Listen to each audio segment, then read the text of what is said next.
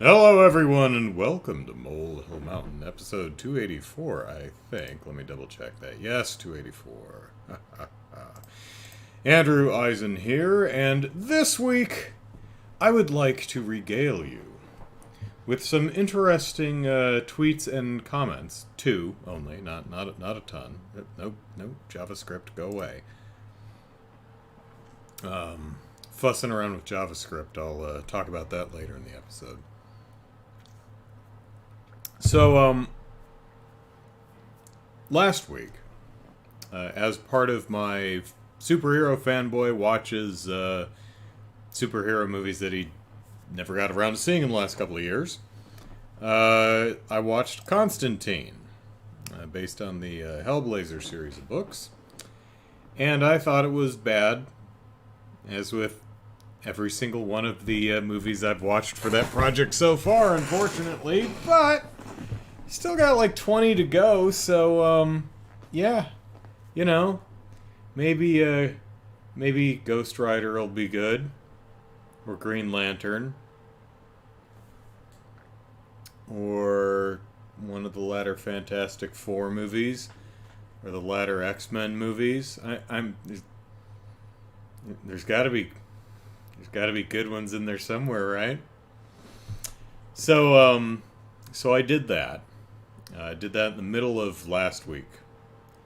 Then on Sunday, I released a video in which I ate a chocolate Easter bunny because it was Easter. That video got a downvote. Somebody did not like my chocolate bunny video.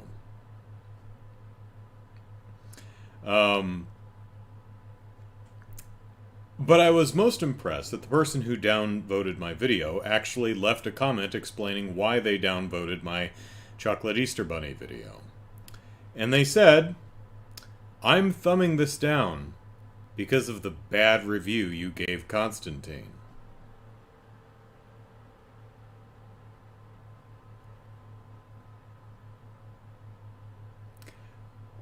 My review of Constantine has no dislikes. So, this person watched my review of Constantine and then downvoted a different video and then clarified in the comments that they were downvoting a different video, but the downvote applied to the other video.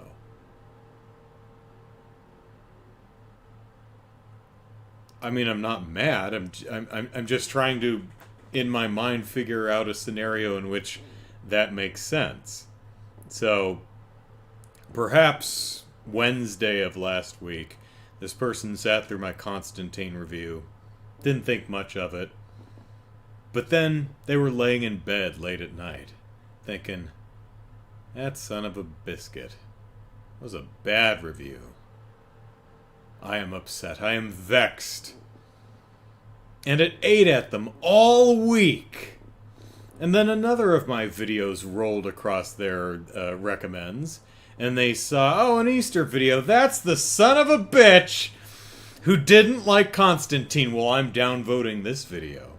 I can't even be bothered to go back and find out whoever the hell that was that didn't like Constantine, but I recognize that mug. So I'm downvoting this one. And I'll be sure to go in the comments and let him know that it's not the Easter video. It's the video he did earlier in the week. Maybe that's what happened. I mean, I would imagine this is not a subscriber, so it's probably the case of they saw the Constantine video and either... I don't think there's any indication that I thought the movie was bad, so must have actually watched it. And either couldn't find it or couldn't be bothered, and then came across my newer video and just downvoted that since it was convenient. I don't know. I'm actually really impressed that someone downvoted a video and took the time to tell me why, because that's useful feedback. If you don't like my video and you have a constructive reason why, I'd love to hear it. You know, not for you? Okay. The the sound was... the sound got clipped at the top. Fair enough. I was using a different microphone because I didn't want to... This good one that I have, I didn't want to trail a USB cable all the way across my living room. So I used my digital audio recorder, which isn't quite as nice. And I had to normalize the audio, and I still had some clipping problems. I just found that kind of odd. I'm thumbing this video down because of the bad review you gave Constantine in a different video. Okay. I'm also kind of curious if they thought my review was bad, like I wasn't clearly articulating why I felt the way I did about the movie, or if they don't like it because I didn't like the movie as much as they like the movie. Who knows? So earlier this week, I found out that The Batman, which just came out in the theaters a month ago, is now on streaming, and that surprised me because that was quick. And I thought, well, heck, I like me my superhero movies. I like Batman. I'll watch The Batman. So I sat down and I futz around with my PlayStation to get the right streaming app up, and I go to The Batman, and I find out that it's 3 hours long. I'm like, I gotta work tomorrow. I mean, I could squeeze it in, but I got other things I want to do. Maybe later. So I basically said exactly that on Twitter, just to kind of poke fun at my own impatience. Said The Batman is on streaming already? Well, alright, I've got a free evening ahead of me. Wait, it's 3 hours? Maybe another time.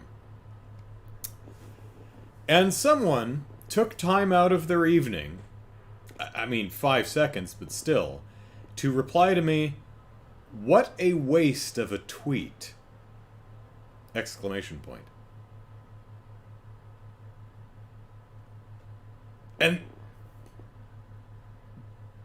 that strikes, and I went, okay, I'm going to check this person's profile, and I bet it's going to have something like #restore the Snyderverse or something like that in it.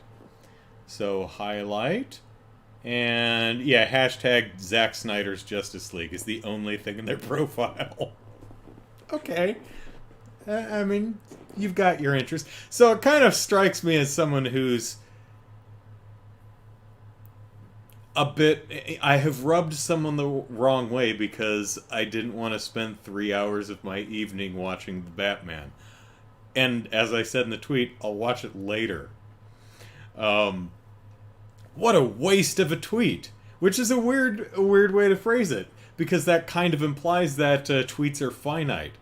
Like I have a monthly quota of tweets, and I wasted one of them, my valuable finite resources of tweets, on this garbage? It's like, how do you waste a tweet? They're free. Twitter's free. You have functionally unlimited tweets. But to this person who's a big fan of the Zack Snyderverse, sadly, I think I've only seen one of Snyder's DC films, Man of Steel. But this person thought that tweet wasn't just bad, but a waste. A waste of a tweet.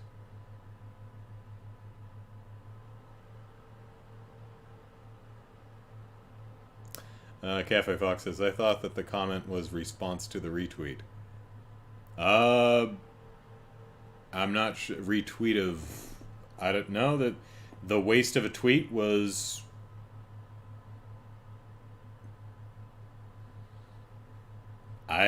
No, it seems to be attached to... I mean, sometimes Twitter threading can be difficult to parse, but it looks like it's a reply to my original... that tweet of mine was retweeted once. But, yeah, that seems to be a response to that. But Cafe Fox was very helpful in their response, saying, when you do watch Batman, turn up the brightness on your TV, because that movie is dark. It's like, well, he is the Dark Knight. Glad I didn't go to the drive-in to see it, because it would have been impossible to see. Like, what did I see in the drive-in that I had to watch again? Oh, The Eternals. Actually, I don't think there's a the. I think it's just Eternals, the Marvel film from November. That movie, all the night scenes, I could not see what the hell was going on. Spider-Man No Way Home saw the drive-in too. I could not. I'm gonna have to watch it again someday because, good God, I could not see anything that was happening around the Statue of Liberty. Anyway. Those were fun responses. I mean, no one being mean or anything. I just thought they were interesting. All right, so last week I talked about Xenoblade, and I purposefully put it as my last topic, but I failed to announce that I would be discussing endgame story and character points. So I sincerely apologize if anyone was blindsided by Xenoblade spoilers. That's on me. I try not to do that, and I botched it, so I apologize. I'm going to talk about Xenoblade right now briefly, but I'm not going to be talking any spoilers, so if you, like me, have not, took 10 years and still hadn't got around to playing through the game, don't worry, I'm not going to spoil anything. All I'm going to say is, I beat the game. Yay me. Took me 10 years. I think in America it was April something of 2012. So it took me about 10 years to get through the game. Chaos is asking about Xenoblade 3. I'll talk about that in a sec. So finally beat it, and of course I'm not done with it yet because I still have side quests and things to do. I've got little heart-to-hearts. Got to have the heart-to-heart chats with all of my companions and the side quests. And there's also the definitive edition on Switch, which is the one I'm playing, added a new post-game story. What's it called? Fight the Future! I don't know.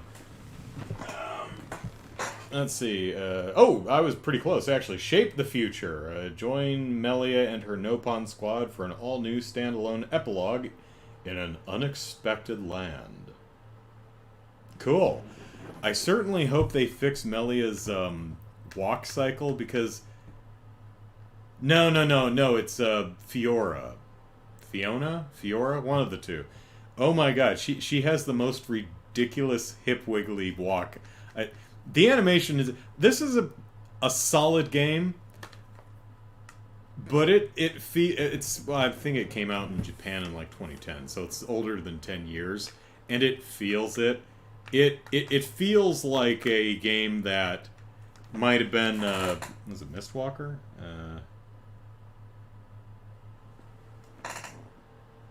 No, Monolith Soft. Monolith Soft. Knew it started with an M. Was that one of their first forays into 3D? Because, oh man, the animation in that game is awkward. It's just the things like the animation, walking, attack animations, cutscene direction is just really, really stilted and terrible in kind of a charming way. But I'm gonna be very interested to see how Falcom handles Trails in the Sky 6 years from now when I eventually get to the 3D games. Chicago, hello. So while I finally beat Xenoblade Chronicles, I will probably still be playing it for a while, because there are beasties who are like... So I beat the game... You've seen me, if you've watched the Sunday stream, you know how I play RPGs. I beat the snot out of every monster I come across. I'm not the kind... I will get into fights. I don't... So when I reach the end of the game, I'm about as high level as you can be without specifically grinding. Because I fight every monster I walk across, I do every side quest I come across. So when I ended the game, I ended up around like level 80 or something like that. And there are monsters wandering around who are in the high 90s. And in Xenoblade Chronicles, if a monster is more than like 3 or 4 levels ahead of you, it will kill you. You pretty much can't beat it. The highest one I've seen so far, I think, is like 105. So, luckily, there are side quests and things so I don't have to just stand there and grind. There are things to do in the game. So I'm going to be working on that while before I get to Shape the Future, or whatever the DLC is called. Chaos says they also made the Xenosaga game. Oh, that's right. That was PlayStation 1. So that was late 90s, which was also really ugly. Really ugly 3D. Yeah, I mean I'll be honest. Even by 2010 standards, the animation in this game is bad. Doesn't make the game bad, but the animation is bad. A couple of years after, I think it was it was Wii U, so it would have been Wii U was 2012. This came out in 2012, so sometime in the Wii U's life cycle. How many hours did it take me to beat Xenoblade Chronicles? That's a good question. I don't know. Let's see.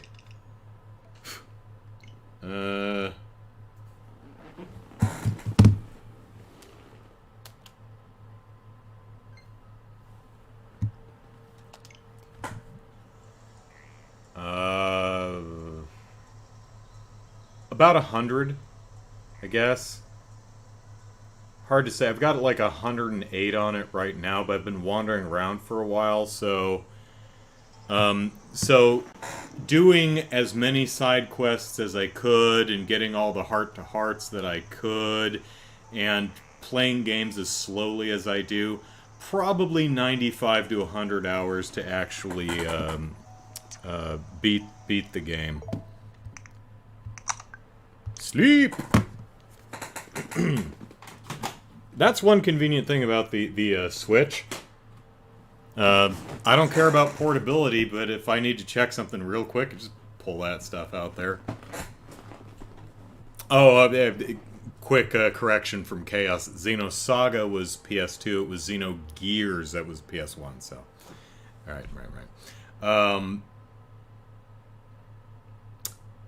Xenogears, did that have like 3D characters on a pre-rendered background, or was it 3D? Kind of like what they're doing with Trails in the Sky, 3D characters that were rasterized into 2D sprites on pre-rendered backgrounds, something like that.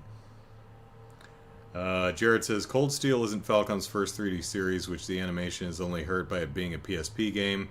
Still not the worst by Falcom standards. That's Firelight. So that's Xenoblade Chronicles. Now I'd like to talk a little bit about the series. So, 2012, 13, 14, somewhere around there, Xenoblade Chronicles X came out. And then it came out in North America, and they removed the boob slider. You know the boob slider. So they have a character creation that instead of it's one of those games where instead of playing as a defined character like Shulk, which is my preference, it's one of those create characters where your character doesn't say anything and everything just kind of happens around you. You're a boring hollow husk of a person who's just hanging around with all the other interesting people. I honestly don't think that's maybe it works. Maybe that's the preferred way for some, but I always find it just really awkward. Oh, it's more immersive. It puts you in. No, it really doesn't. For me, anyway. But you can change the character's gender, height, hair color, and in the Japanese version, the boob slider. Now, since the developers of the game, Monolith Soft, have never seen boobs in their life, apparently. They got the boob slider wrong, because the boobs just grow straight out. It's the funniest damn thing. At the max, it looks like someone, stapled two watermelons perpendicular to the poor woman's chest. It looks so amazingly stupid. It's like, I don't think it was like, oh, North Americans are prudish, we gotta get... I think they were embarrassed, and rightfully so.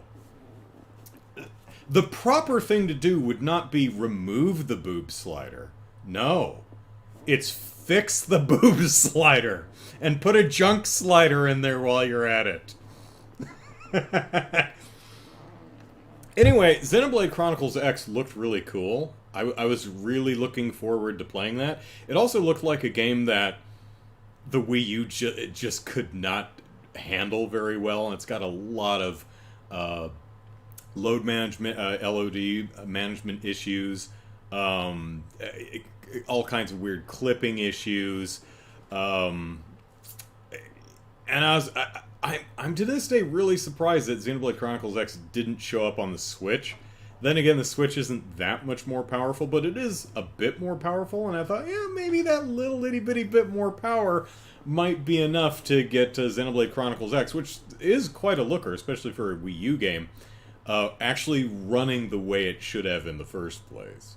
But anyway, I thought the game looked really cool, and my father knew I was looking for it, and he was like oh, no. I found it being sold at a Blockbuster for like $20. Was it Blockbuster?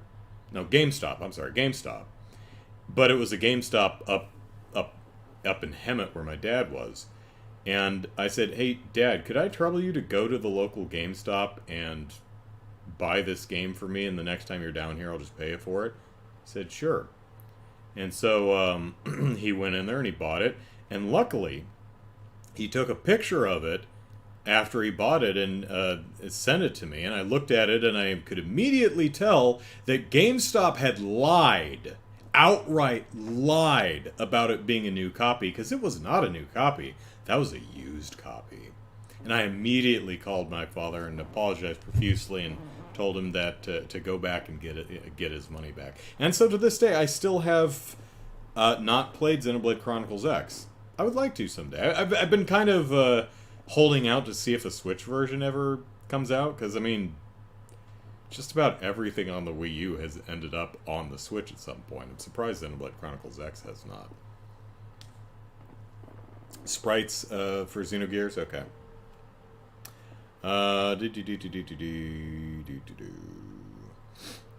So, next was Xenoblade Chronicles 2, which I thought, and still think, looks terrible. For one, it has, in my humble yet inerrant opinion, some of the worst character design I have ever seen. Just, oh my god. I don't know who the lead character is. I don't remember what the lead character... It looks like he's got like a diving helmet on. Or so, oh my... It was the dumbest outfit I have ever seen, in the Pyra or whatever her name is. Hers isn't much better. Oh my god. Also, the game looks boring. Like, the combat looks... I mean, the animation was bad in Xenoblade Chronicles, but in Xenoblade Chronicles 2, at least from the advertising I saw, the animation was, like, almost non-existent when it came to enemies out in the field. Like, in Xenoblade Chronicles, there's not a lot of pomp and circumstance when it comes to the enemy attack animations. It's not very showy. But if you've got a big floating whale, it slaps you with its flippers, it turns around and shakes its fluke at you, it does a body slam, it charges and headbutts. It's not flashy, but it gets the job done. You can at least see it's attacking. But when I watched the treehouse footage, or whatever it was, for Xenoblade Chronicles 2, all the enemies were just kind of standing there, kind of jiggling in place. I mean, they'd rotate to face you, but They didn't do much. Maybe it was an early build. Maybe they happened across enemies that weren't pulling their animations right, or they hadn't had that part in yet. I don't know. But it was also just some of the... and Xenoblade Chronicles does suffer from this a bit, too. Kind of uninteresting character design for the most part. Most of the enemy designs are just really bland and boring. I thought they did a much better job from what I saw with Xenoblade Chronicles X, but 2, they went right back to just some really boring, uninteresting character design. Again, not played the game. I'm just going off of my impressions from seeing the advertising. I'm like, okay, so I don't like the character design. I think the combat looks really uninteresting and not fun. I'm not on board with this driver link between two people and the kind of gotcha roll the die to get better drivers things. I'm like, I don't like that at all. But then the expansion, something Torna the Golden something or other, came out, and that actually looked really good. I watched the footage for that. I'm like, that looks good. Xenoblade Chronicles 2 does not look good, but the Torna expansion looks good. So this week, price of Chronicles X has gone up. Yeah, it's I have it sitting in an Amazon queue, and it's like $70 or something like that. Again, it's something I'm like, it's gotta hit the Switch at some point, right? So Xenoblade Chronicles 3 got a trailer this week. And it looks pretty good. Chaos asked a little while ago, am I going to get it? I don't know, but I'm definitely interested to see more. I'm liking the character design. I like I like what limited... I like the fact that you've got 7 people in your party and all 7 of them seem to be out on the field fighting. I like that. It's always weird. Xenoblade Chronicles is one of those games where you have a party of 7, I think. So also 7. But you can only have 3 in your active party at a time. So you have all 7 characters standing around in a cutscene going, oh, you big bad guy. Oh, you bad guy. Come on, everyone. Let's get the bad guy. And then goes into gameplay, and I guess 4 of them are just, sitting back and shoveling popcorn in their gob. That's always struck me as weird. Which is one of the reasons why the last story is actually a better game. Because it has a large cast of 7 main characters, something like that, and I think, but you can only have 3 or 4 people in your active party, but there's good reasons for which characters are in your party at any time. I think it handles that better. But anyway, Xenoblade Chronicles 3, much more interesting monster design. The animations look a whole hell of a lot better.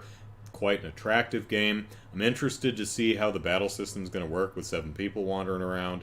They don't seem to be doing that weird driver thing where you're linked to another person, which I didn't like. But, again, I haven't seen that much. It made a good first impression, is what I'll give Xenoblade Chronicles 3. And it comes out pretty soon. It comes out, I think, in July. I think it swapped places with, was it Splatoon 3? I forget. There was something that was... Xenoblade Chronicles 3, I think, was going to be coming out in the fall or September like that. And I think something got pushed back, and so Xenoblade got moved up. I forget which game it is, but... Jared asks, is Xenoblade Chronicles 3 a standalone game? So far as I know, it is. That's my impression, that it's standalone.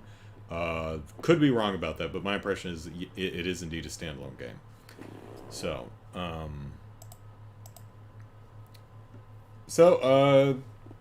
still working on my backlog of games I ain't finished yet. Was it Splatoon 3? Okay, so Splatoon 3 was originally this summer, and Xenoblade was the fall, and they flipped around, so, okay. Alright. So, Moon Knight. No spoilers. Just want to give my general impressions. We're at episode 4. 4 just aired this week. And Moon Knight is interesting to me because it's a show that I don't have any complaints for. I don't... Nothing about it... there's nothing about the show that's just, that's not working for me. But it's a show that heretofore had not really been grabbing me. Like, I ended episode 1, I went, okay. I'm gonna watch episode 2, but I'm not really like, oh man, can't wait to see episode 2. That's how I felt after each episode. Each episode would come and I'd watch it on, late Tuesday night. And then I'd be like, okay, that was that.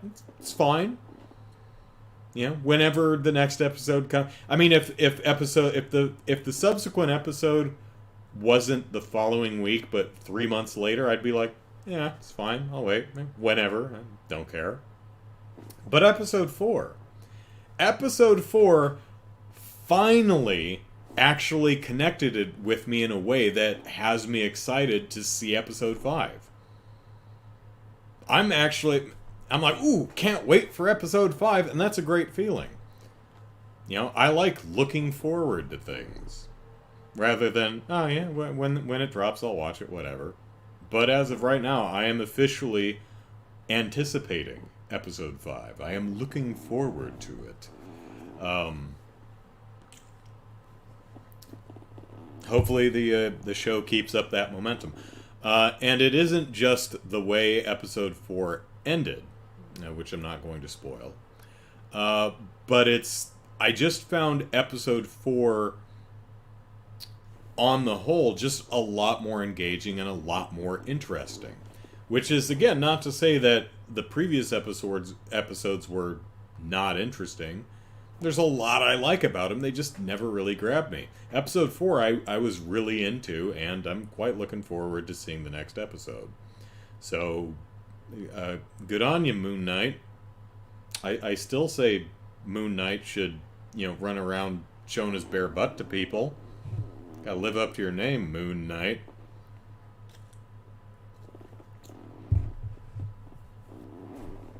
There is one small element of, I think, episode 3 that I want to talk about, but I guess it's kind of spoilery, so I'll try to remember to talk about it later.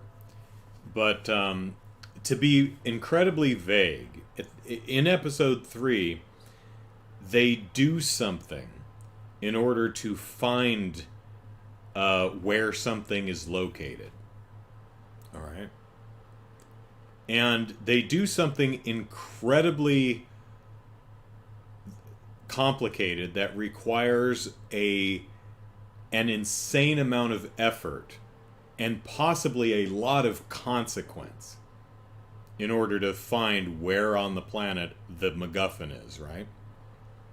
While I watched that, I was thinking, this is really neat and visually interesting, but I'm pretty sure there's an app for that. Maybe they just didn't get cell service where they were, and so they couldn't get to the Apple Store or whatever. But I was saying, I'm pretty sure you don't need to do that. I'm pretty sure you don't need to do that.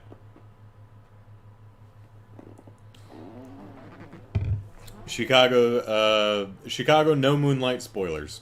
I'm about done talking about it.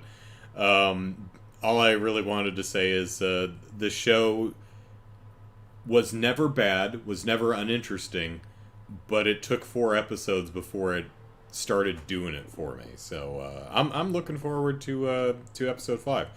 And I believe there's only 6 in total, so we're barreling in on the ending. So let's see, MCU-wise, where are we? We've got Mouth of Madness. No, Multiverse of Madness. The Doctor Strange movie comes out beginning of May. So the Moon Knight will finish. Then we've got Multiverse of Madness.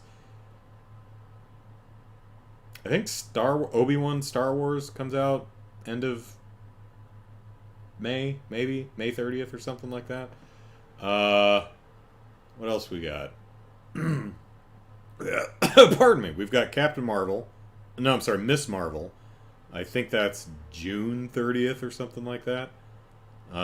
Then I don't think we have a specific date on She-Hulk yet. That one I'm really looking forward to. I'm really excited to see what they do with She-Hulk.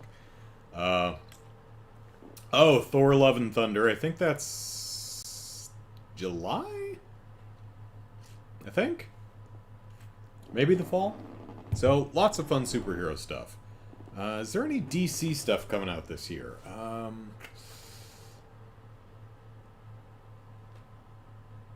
They're working on a new season for the animated Harley Quinn show. Super excited for that because I really like the first two seasons. Not Punisher. Peacemaker season was really great. Here they're doing a season 2, but that won't be out till next year at least.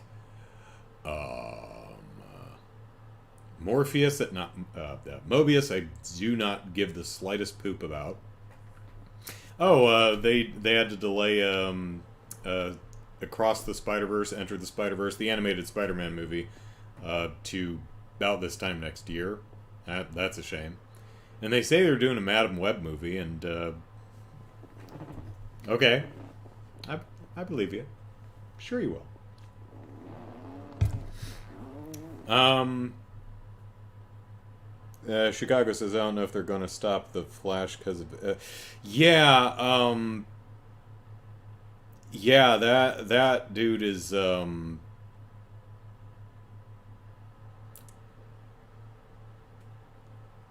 they need help.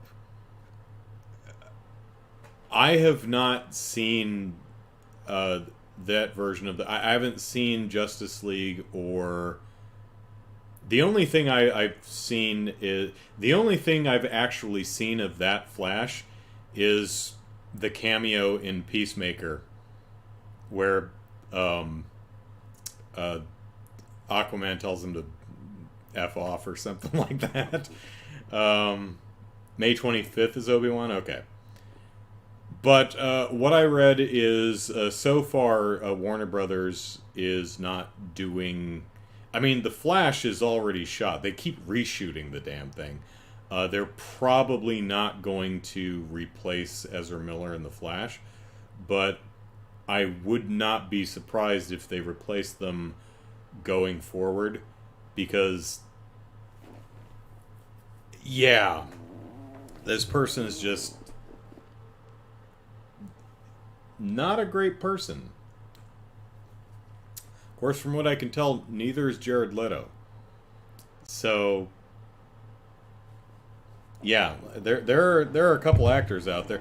I mean, there have been a few that have been so unbelievably toxic that people are like, okay, we're not working with these people, not because they're not great performers, they genuinely are, but because they're just horrible people.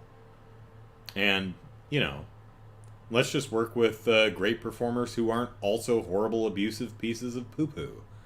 So, yeah. Alright, moving on. Spy Cross Family. Spy X Family. Spy X Family. I don't know how that is supposed to be pronounced. I saw the first 3 episodes. This is one of the more highly anticipated animes of the season, and I think it is cute, pretty good so far.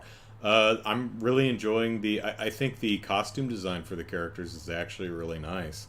What's her name? The woman, the Yoru, something like that. The assassin lady. I like that split back sweater that she wears. I'm like, I don't think I've ever seen any anime character dressed in that before. That's pretty cool. Some of the riffs that they do on a couple facial expressions, especially in the eyes, I'm not really fond of, but overall, an attractive piece. There's a couple bits where budget is getting in the way. Like, there's a bit where a car flies off of an overpass, and they clearly did not have the time to animate that, because it just kind of they just kind of fade between a couple different positions. It looks really bad, but it's not terribly important.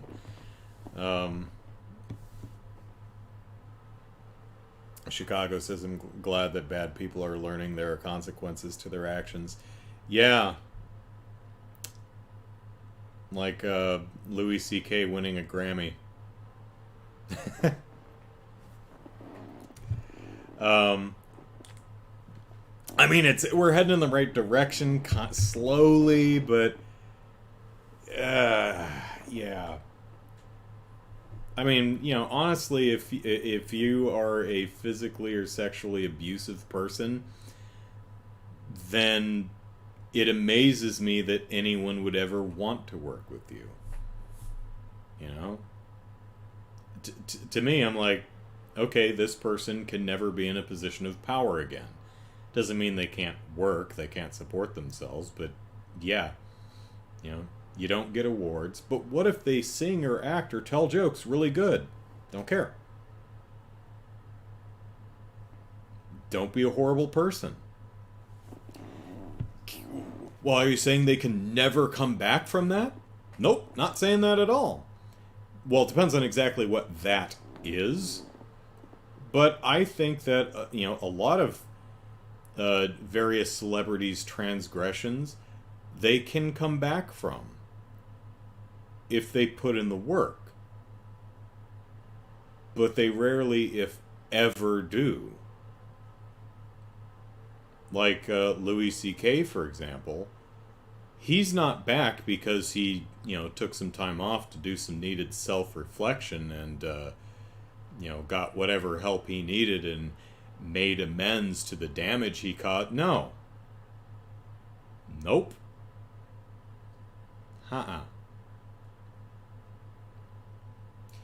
J.K. Rowling is definitely not being pushed out, but definitely being pushed to the side. But she's also incredibly rich. She lives in a castle. She ain't going anywhere.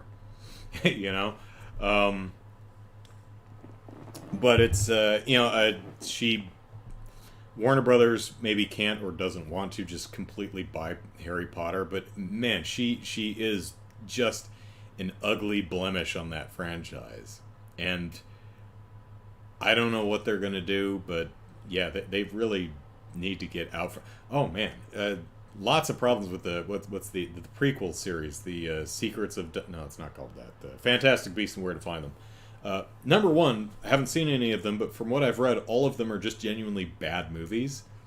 And they also have the stain of J.K. Rowling, who is just a utterly horrifically transphobic bigot. Just an unbelievably shitty human being. Ezra Miller's in that one too, from what I understand. And also Johnny Depp, who apparently is a problematically abusive person too. So, that's not great for that film series.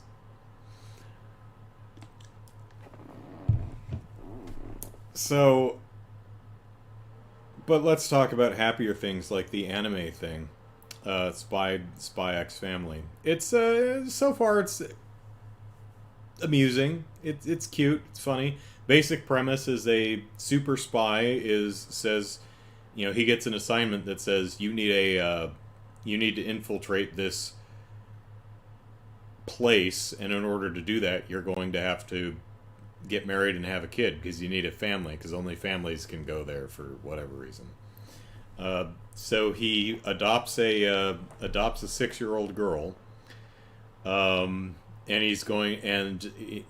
he's just using her as a prop to get close to this one person for spy reasons. And the little girl is a psychic, so she can read his mind. So she knows he's a spy. And it freaks her out, but she's also like, oh my god, this is amazing. And then he runs into a woman who, through circumstances, they find they can use each other by posing as husband and wife. He, because he needs a wife for his spy stuff, and her, and this feels a bit contrived, but in this world, single women are suspect of being spies? Because what woman would be single? It's a little weird, but that's the setup. So he's like, hey, I need a wife so that I can get this little girl into a school. And she's like, well, hey, I need a husband so that everyone will just back the hell off. Want to just pretend to be married? Okay. And she's an assassin. So you have, I've never seen Mr. and Mrs. Smith, so I don't know how well it parallels. So you have two people who are hiding their secret identities from each other and the kid, but the kid knows who both of them are because she can read their minds, but neither of them know that she can read their minds. So it's a fun setup. I'll be interested to see where they go with it, if it's actually going to have an overarching plot, or if it's going to be more of just a silly slice of life. See what the Folgers, Coffee, whatever their names are up to this week. So, yeah, if you pay for Crunchyroll or Hulu, yeah, give it a see. Maybe you'll find it cute. Oh, and the opening and the closing theme song is sung by a dude. Not often you hear dude vocals in anime opening or closers. Seriously, how many anime theme songs can you name that are dude sung?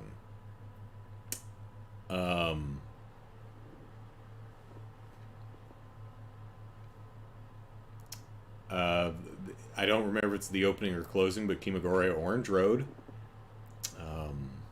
Outlaw Star, I think Attack on Titan.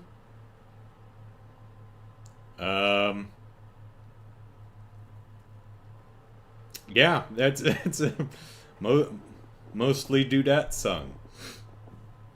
Jared says, I believe Funimation has the dub rights to it might be able to watch for free there. Oh, yeah, okay. If you can tolerate dubs. Patooey! Dubs. Patooey!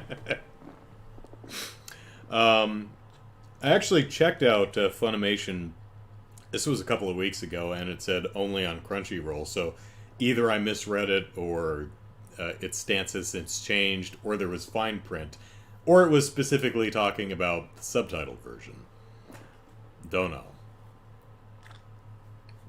So now let's talk about me. So a few weeks ago, I had talked about my rent going up again, because it just went up by like $60 in the fall, like October, and now it's going up again.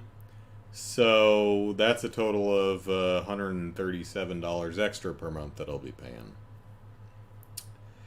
So I said, okay, cost of living has, here's my salary, here's cost of living, and whee, gone right past it. So gonna need to do something. Lots of things I can do. I could just move somewhere cheaper because I'm lucky enough to have a fully remote job, so I don't have to live in Southern California where it's expensive. I could go somewhere else. I don't want to, because I like it. Well, because one, moving's a pain in the butt, and two, I like it here in San Diego. But I could do that. That is an option. So I've been evaluating my options, and thought I'd regale you with my decision so far. And Jared says, that's a dub, that's why I mentioned it, you just don't know who has the rights. Yeah, it's kind of weird to how it's like, oh, we can, it's not the rights to the show, it's to a particular. That's always been weird to me. What's the example I always use? I guess I don't use it enough because I can't remember what it is. It was the season 2 closer finale episodes of Beast Wars.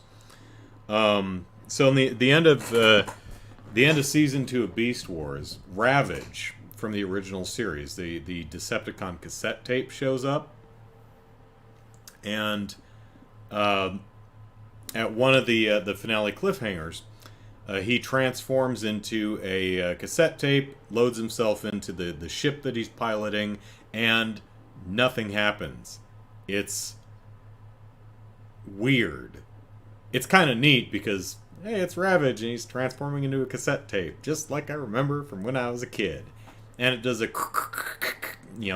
transforming sound effect, and that's neat. I forget who the producer on that show was, but I remember reading from them because they had their own like web forms or something, and people were like, "That's neat, but feels like something's missing." He says, "Yeah, we were originally going to play the Transformers theme song, da da da da da da da." He transformed into cassette and play the original Transformers theme. Oh, okay. Doesn't really make any sense, but that's cool. That would be fun, and would at least make it a bit more motivating that he transformed into a cassette. But here's the problem: Beast Wars Transformers couldn't get the rights to the Transformers theme song,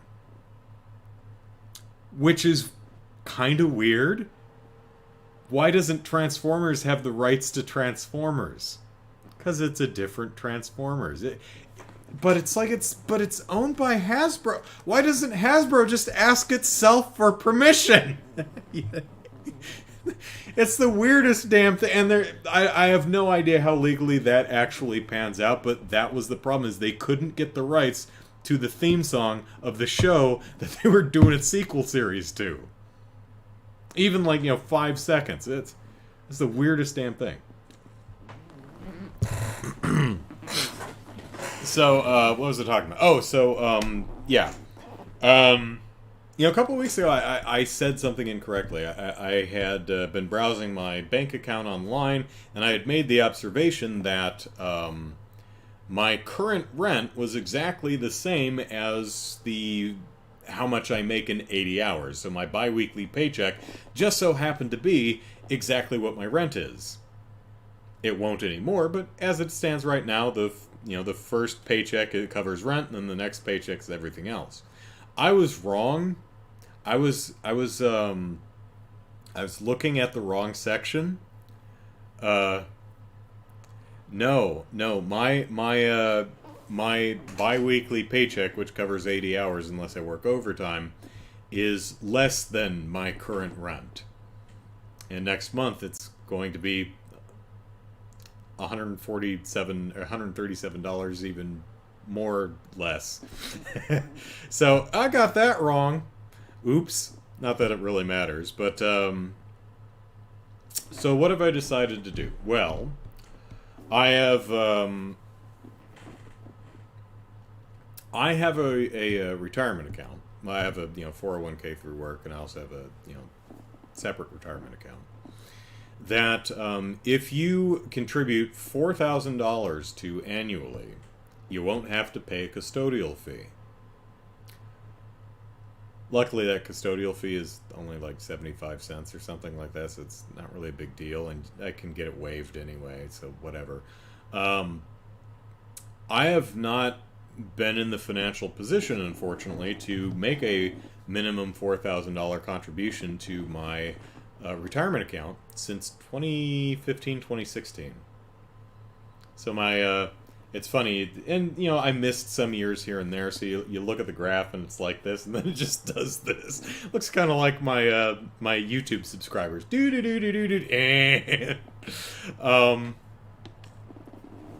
But this year, I had been saving, and this year I was finally going to be able to contribute $4,000 to my retirement, which I've not been able to do for several years, and I was really happy about that. I'm like, finally, and here we are in 2022. I'm finally going to be able to, after so long, finally make another contribution to my retirement for all the good it'll actually end up doing me. So that's not happening now, being that my rent's going up.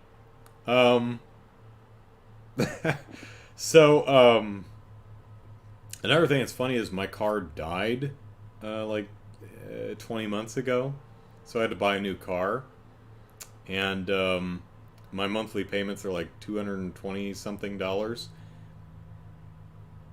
So, and my rent increase is like 137. If my car would not have died, this wouldn't really be that big of a problem yet.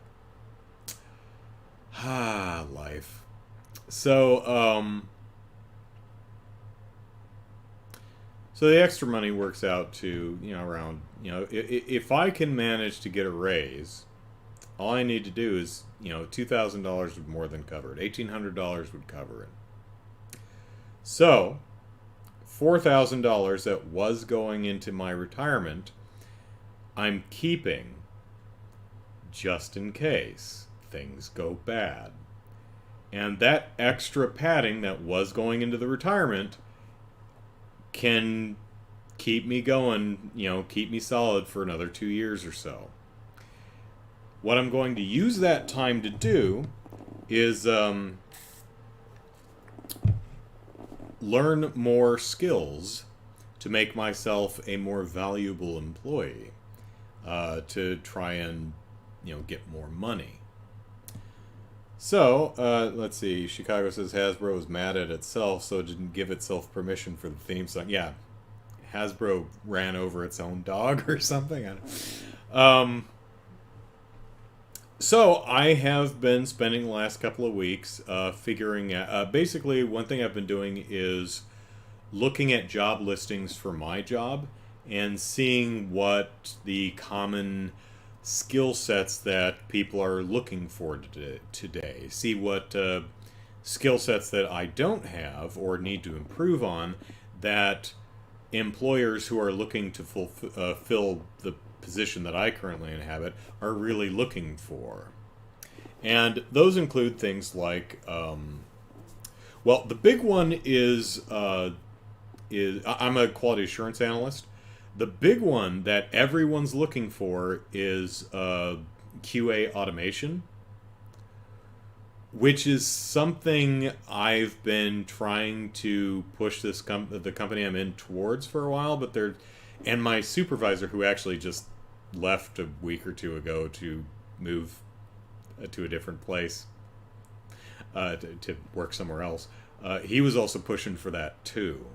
But that's, if you're not already doing it, that's a pretty big upfront investment. That's something that pays off later. That's a lot of investment upfront to pay off later, and the business can't or doesn't want to do that at this point.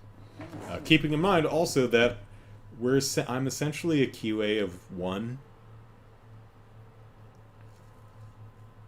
I mean, our developers are supposed to, unit test their own stuff, but we have two. Jackie's doing her stuff. She's handling most of the internal program kind of stuff. The scheduling and payroll stuff. I handle all of the customer facing stuff, so the stuff that actually goes out into the field. So we have two, but for the stuff that I'm working on, it's just me. We used to have some contractors. I think they were in Kentucky, but we do not have them anymore. So while I can learn about automation, it's probably not going to do me a lot of good in this job. So what are some of the other skill sets that are desirable among my profession? Well, one of them is SQL. That's a really big one. Do I know SQL? A bit, yeah. I don't have the opportunity to use it that much. Back when I used to do tech support, and occasionally I used it a little bit back then because a customer would call and say, "Hey, is this job in?" Well, that was a big bang.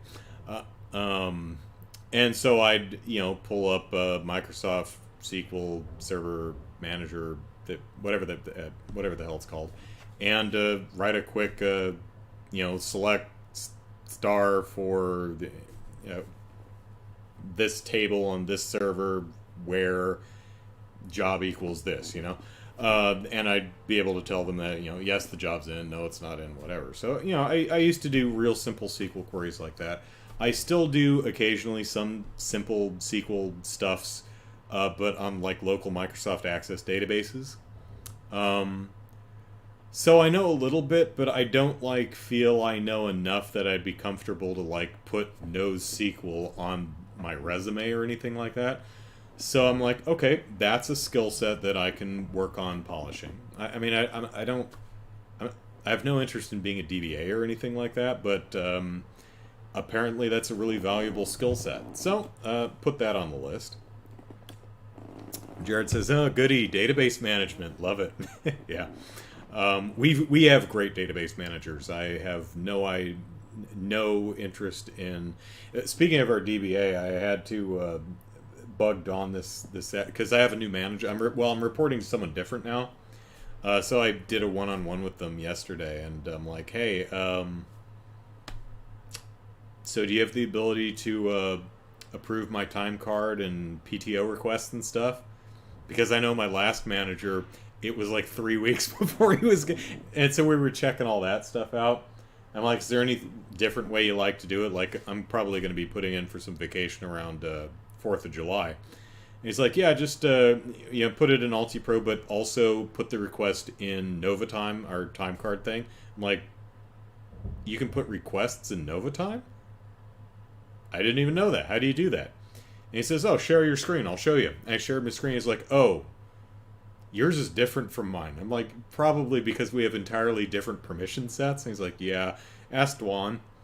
So I'm like, so I had to bug Dwan. I'm like, hey, if you have, no rush, but when you have a minute, can you show me where the hell to do this? So I had to bug her for that. So SQL is something I need to bone up on. Another big one, JavaScript. Now, I know I have a background in programming, so picking up different programming languages, once you have the basics down of programming logic and flow, it's just a matter of syntax pretty much and figuring out how to use the various tools. But JavaScript, yeah, that seems to be very, very, very popular, a well-in-demand skill. And it's like, hey, Andrew, are you fluent in JavaScript? I mean, I would say that if JavaScript were a spoken language, I would have the conversational skills of a 3-year-old. You can talk to me, and I can talk to you, but we're not going to have a particularly meaningful conversation, I mean, I can open up Visual Studio and I can write an object that has stuff in it and write a few functions that do stuff with it, and then manipulate it using a browser console. I can do that. Some real basic. If you put some JavaScript in front of me, I can probably tell you what it does, especially if it's well commented. So there's another one to add on the pile of learning. While I'm at it, I should probably pick up some more HTML, which I know a bit of because back in the late 2000s when I was writing for various websites, we had to format our articles using a lot of HTML tags. I mean, not anything, hyperlinks and anchor links and just formatting stuff like bolding and stuff like that. It's about as complicated as it was, ordered and unordered lists, stuff like that. That's about as complicated as it ever got. I should probably figure out CCS because I know none of that. So how do I teach myself? Well, the library is a good resource. I found a lot of there's a lot of great free online teach yourself how to do stuff. tutorials and projects, and especially there's a lot of open source crap that you can just futz around with.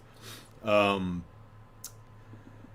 was browsing the library for some stuff after getting some recommendations. I was seeing what my library had, and I found out that my library membership, one of the perks is free access to the LinkedIn Learning Library, which is, if you watch YouTube videos, you've probably seen a video sponsored by Skillshare. Kind of the same thing. It's just a bunch of technical tutorials created by various people in the industry and hosted on LinkedIn. So that's the plan. I'm taking some time to bolster and improve my skill set and learn some new things and make myself a more valuable employee so that I can put myself in a better position to request more money. Jared says pretty basic and easy to learn. JavaScript? Oh yeah. So far, I've only spent maybe 15 hours total in the last 2 weeks, spread between JavaScript, SQL, and just general quality assurance stuff, because I'm completely self-taught when it comes to QA. I didn't go to school. I was never formally trained. So I thought, I should actually look at actual standardized quality assurance and see if I can learn something. And it's been really interesting looking into that kind of stuff, because I'm learning what the formal name of the stuff that I intuited is, like equivalence partitioning. I'm like, equivalence partitioning is a thingy where it's an important thing, a skill set for a quality assurance analyst to know. I'm like, okay. And I'm like, I do that. So that's what it's called. Neat. And I'm feeling kind of proud of myself for intuiting, equivalence partitioning and boundary testing and negative testing and all the tools of my trade. But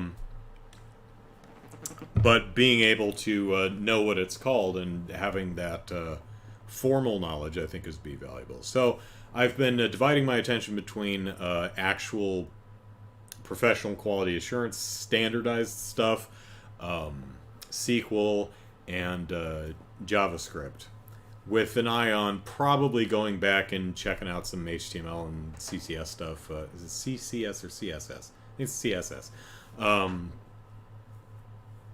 It's the web page styly stuff. Nice thing about JavaScript is just so damn versatile and just used everywhere. But Jared says pretty basic to learn.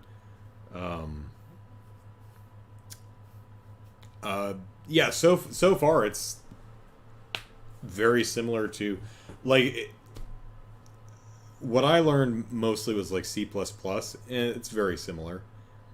The syntax is a little bit different, but if you're using something like Visual Studio, which has come along, I haven't really bothered using a development environment like Visual Studio for like 10 some years. It's really nice these days. It does a lot of, especially if you use extensions like Make Me Pretty or whatever the hell it's called, because there are extensions that'll check your formatting and your syntax, and when you save it, it automatically just you put the semicolon here, realign stuff, and that's really helpful. Because I don't know about any of you, but if I make mistakes, it's usually not the logic, it's usually the syntax. I've usually forgotten a colon somewhere. That's it. We all have our weaknesses, and mine tends to be the syntax. Usually the idea is solid, I just write it wrong. Lee says BASIC was one of the very first programs and hardly used anymore. Python is another one that would be useful, but that's lower down my list. Um, I also know. Ooh, show and tell. I'm pretty sure I have it real quick. Hang on.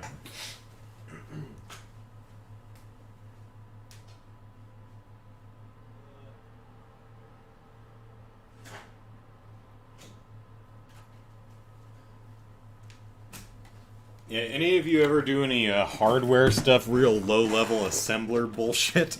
I still have my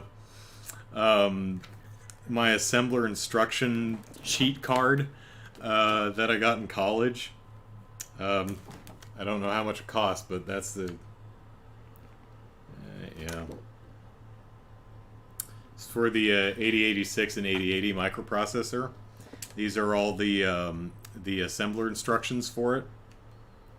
God, if you can write anything, in assembly and it works, you're pretty golden, because oh my god, you have to assembly. If you know anything about computers, all your computer does is put information, like a 1 or a 0, in a specific memory address. That's the entire thing. That's all it does for the most part. And assembler is literally doing these really complicated things. It's like, alright, specify the exact spot in memory that you want to put a thing. It's like, oh my god. Now write an entire calculator.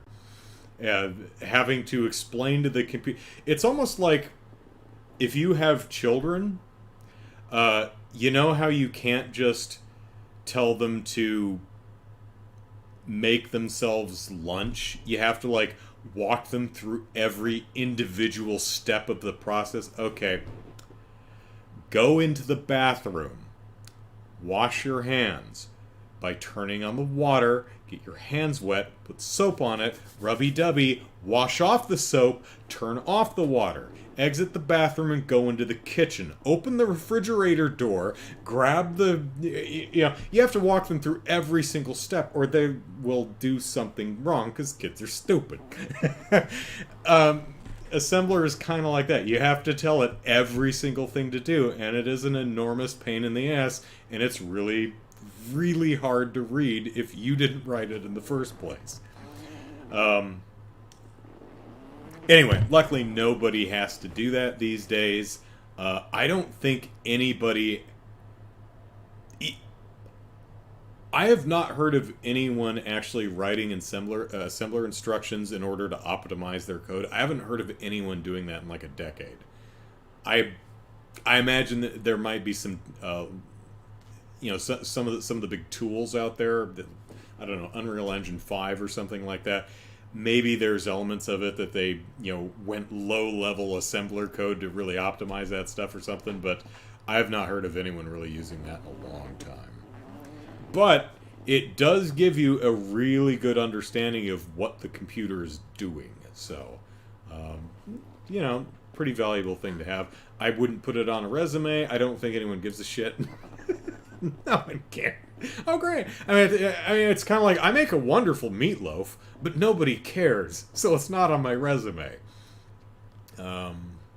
Java's another good one. I don't have much need for it, but, I mean, I can't learn everything. So, I kind of had to prioritize everything, and, yeah. Like DOS. I still use a command prompt, so, and,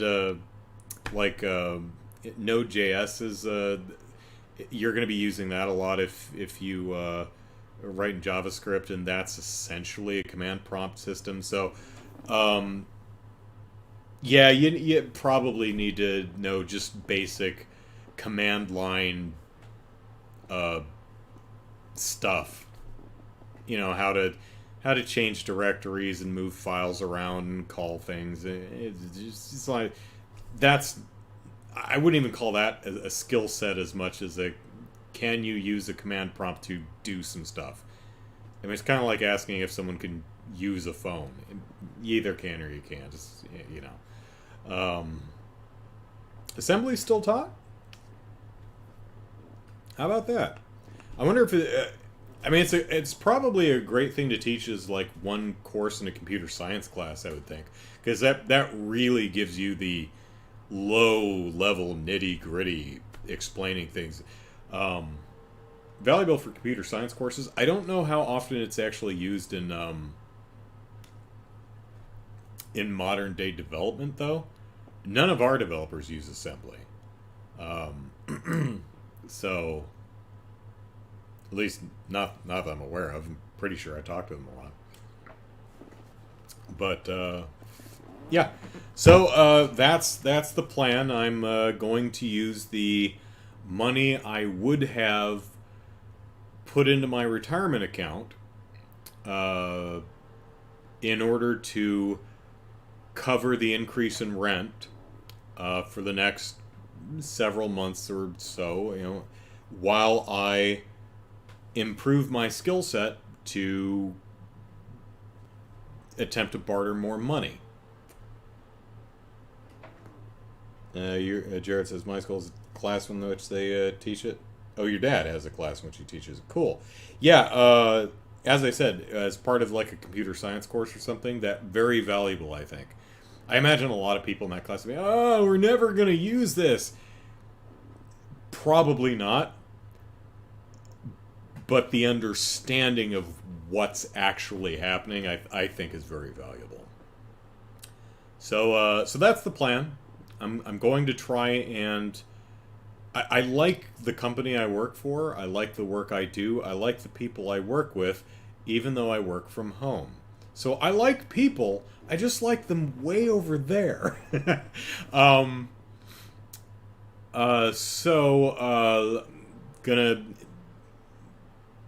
increase my value and demonstrate my value and hopefully augment my salary accordingly. At least that's the plan, and if that doesn't work, we'll see where I go from there. But at least I have the, you know, because I'm not contributing to my IRA this year, I will have that cushion to allow myself to pay rent while I work on bettering myself. And on a final note, I got my 401k statement today. I really should have just thrown it in the recycle bin because it doesn't matter. But I opened it and I read it. I hope all y'all's 401k... I hope y'all have 401ks, and I hope they're doing great. Mine... not great. It's, yeah... lost about $4,000 this quarter. I mean, it's not catastrophic, but I'm like, I didn't need to see that. I really could have just not. I would have been happy not knowing that. Oh well. It's a little less than four. It's like 3,800, something like that. It lost over from first quarter 2022. Oh well. So yeah, that's the show for tonight. Things are going. I always hate when people ask, you know, how I am, because fine, you know, it's like, oh, I'm okay, you know, because what are you gonna say? It's always a weird question, because I feel like the question, how are you? I don't really, you know, the person doesn't mean tell me about how you're doing. No, they don't want to know. Because if I just dumped all the last 40 minutes at someone who said, how are you? Well, my rent's going up, and so now I'm doing it. No, they don't care. They're just being polite. At least that's how I feel most of the time when people say, hey, Andrew, how are you doing? Fine, thanks. Twitch. Let's see. Chicago, I have mine set up to check online only. No need to kill paper. I'm pretty sure I usually do paper, or I'm sorry, online only. And sometimes various organizations just ignore me. Lee's asking 401k. It's a retirement account through my work. So, with my work, a portion of my paycheck goes into an account, and my employer will match a certain portion of that. So, my employer matches up to like 6%. I forget, whatever it is. So say like you can specify. It's like, okay, I want to just to make round numbers. 10% of my paycheck is going to go into this retirement account, and your employer says, okay, we will match up to 6% of your paycheck. So that goes into, and then a manager invests that money on your behalf to try and grow it. So hopefully when you retire, you have money. So that's the 401k. The other retirement account, the IRA I have, is essentially just a savings account. I mean, that's what banks do with your money. They invest it and try to grow it, but they're just giving you, that just gives you interest. It's not like the better they do with what they're investing your money on, the more money. No, it's just an interest thing. I mean, if they do really great, they could increase your interest rates, but they won't. They won't. Chicago's, the 401k is a retirement plan offered by some businesses to their employees. Correct. Not. I don't know if that's. I have no idea if it's like how prevalent it is around the world, or if it's a predominantly a North American thing or an American thing. I honestly don't know.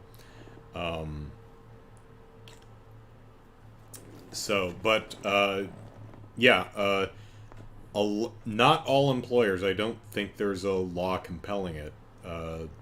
Maybe for companies of certain sizes or something, but it's an option where you can you know how you can dedicate part of your paycheck to the federal government. For part of your paycheck goes to at least in America, goes to the government. And so every year you do your taxes, and then they say, oh, we took too much, and they give you some back. Or they say, we didn't quite take enough out of your paycheck, cough it up. Kind of the same thing, except you and that's pre-tax, something, it's pre-tax money, it's money that doesn't get taxed by the government, so that gets invested, and hopefully, the way things are going, I am never going to retire. I imagine a lot of us are in that boat. I am going to die working. Hopefully very old. Hopefully I don't die working because I get hit by a bus tomorrow or something like that. But yeah, I'm probably not going to retire at 65, 67, whatever the retirement age is. I won't have enough money to retire. Unless stuff in the world drastically changes in the next few decades. 2 decades. I'm in my 40s now. I'm probably not retiring. I will not have enough money to live out the remainder of my days on. But, who knows what the future will bring. Maybe maybe my business will be like, holy shit, JavaScript? Let's give you much more money. Or, maybe the world will change such that everyone has guaranteed retirement, or, UBI, or who knows? Who knows what the future will bring? Maybe we'll have glaciers in 20 years. I don't know. Now we're doom and glooming it. Chicago says, I think most of us will die at our jobs. Chicago says, my place of employment is switching contractor. The new one will have 403B instead of 401k. I don't know what the difference between that is. Chicago says they will only contribute 5% to the 403B. So that's a 5% matching 5% of your salary. So what that is for the way mine works is they're like, we will match up to 6%. So if you want to give 4% of your paycheck to the 401k, they'll give another 4%. If you want to do 6%, they'll do another 6%. If you want to do 10%, they're only doing 6%. You can throw as much as you want in there, but they're only doing up to 6%. Or whatever your company does, if anything at all. So,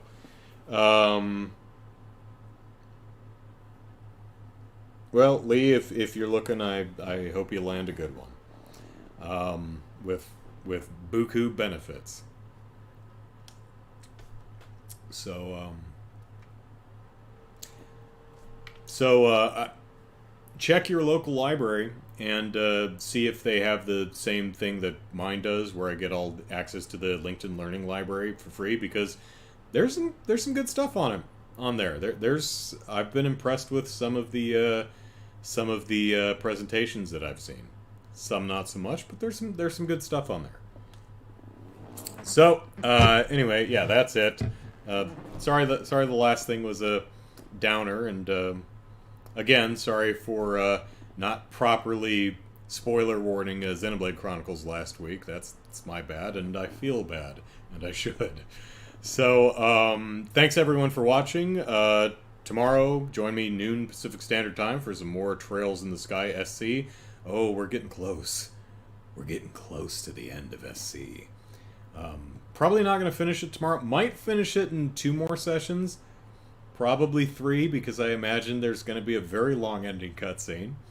So, but anyway, 2 more streams, 8 more streams, don't matter. I'm having a lot of fun, and I hope you are too. But it looks like we're coming towards the close of second chapter, which means that we will be starting up Trails in the Sky the 3rd in the next month or so, probably. So let's see. 403B just means not-for-profit employer, while 401k is for... Oh, okay, that's what the difference is. Okay, cool. Thanks. All right, so Sunday stream tomorrow, noon Pacific Standard Time. I hope to see you there. Until then, have a good night, everyone. Eat well and brush your teeth. And, be very careful when you're shaving, because I apparently cut myself shaving, and I got up and I was like, oh, God. I also broke my pillowcase, so I'm going to have to get a new one. Anyway, good night, everyone. Bye-bye.